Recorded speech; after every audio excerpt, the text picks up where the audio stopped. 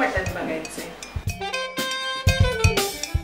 मसाला वाटण्यासाठी 1 वाटी किसलेला नारळ, 1 वाटी सुकं खोबरं, 3 चमचे भाजलेले तीळ, चिरून तळलेले 2 कांदे, 1 गड्डा लसूण आणि 1 इंच आलं, कोथिंबीर घेऊन मिक्सरमध्ये चांगलं बारीक करून घ्या। हा मसाला आपला बेसिक मसाला झाला। ह्यातून आपण खूप पदार्थ बनवू शकतो, व्हेज पण बनवू शकतो, नॉन व्हेज पण बनवू शकतो। मटण शिजवण्यासाठी पॅनमध्ये तेल गरम करून 1 चिरलेला टोमॅटो, 2 चमचे हळद टाकून चांगलं परतून घ्या।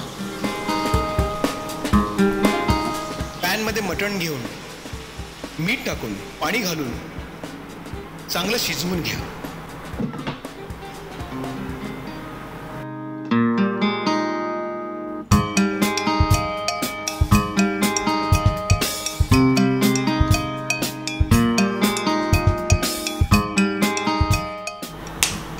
तेल पॅनमध्ये घ्यावे लागेल। तेल गरम झालेलं आहे, यात आता आपण थोडासा टोमॅटो टाकूया फोडणीसाठी।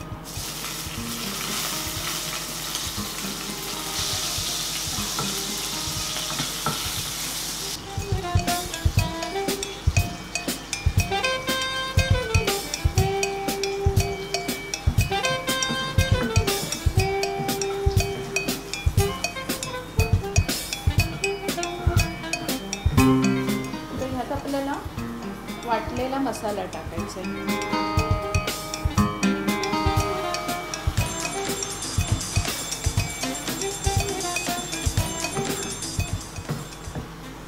हे थोडं परतून घ्यायचं आहे यात आपल्याला।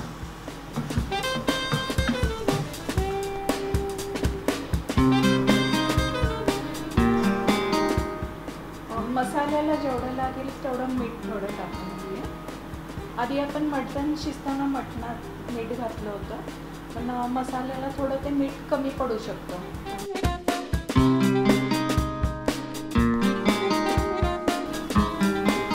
मसाला तयार झाला, आता आपण त्यात मटण पीस टाकूया।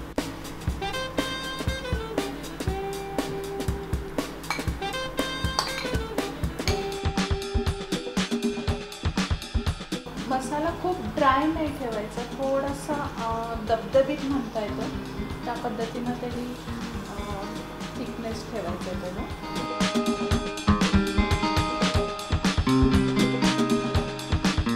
थोडंसं पाणी घालूया जरासं, म्हणजे त्या मसाल्यात ते मटण शिजून जाईल।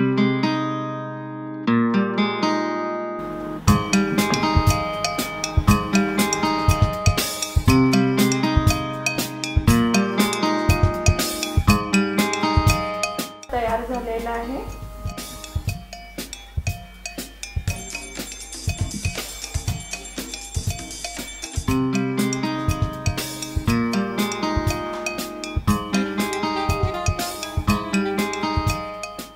हे कोल्हापुरी स्पेशल सुकं घरी करून पहा।